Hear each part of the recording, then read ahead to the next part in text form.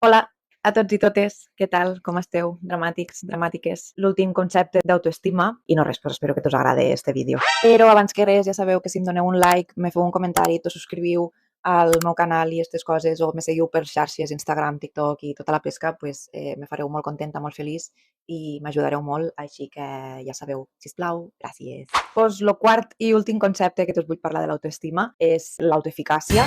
Tal com us vaig dir al principi, m'estic guiant pel llibre de Walter Rizzo, Enamórate de ti, però el concepte d'autoeficàcia és d'un psicòleg canadenc que es dia Albert Bandura. L'autoeficàcia no deixa de ser la convicció o la certesa que té un mateix o mateixa per a sentir-se capaç d'arribar a algo, no? D'arribar a assolir aquella meta que s'ha proposat. Tu pots creure que tens moltes aptituds per a fer segons quines coses, però si tu no creus en tu mateixa i en tu mateix i en la capacitat que tens per arribar a aconseguir allò, per moltes aptituds i moltes habilitats que tingues, no hi arribaràs. En vídeos anteriors de l'autoestima sobre lo perillosa que és l'autoexigència, la falta d'ella també pot arribar a ser perjudicial, perquè igual que no és bo que tu t'exigisques massa, si tu no et poses mai petits objectius, això provocarà que tu cada vegada te sentes menys capaç de fer coses. I bueno, pues hasta aquí el vídeo d'avui.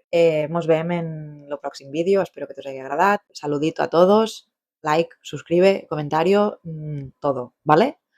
Pues, moltes gràcies. Adeu.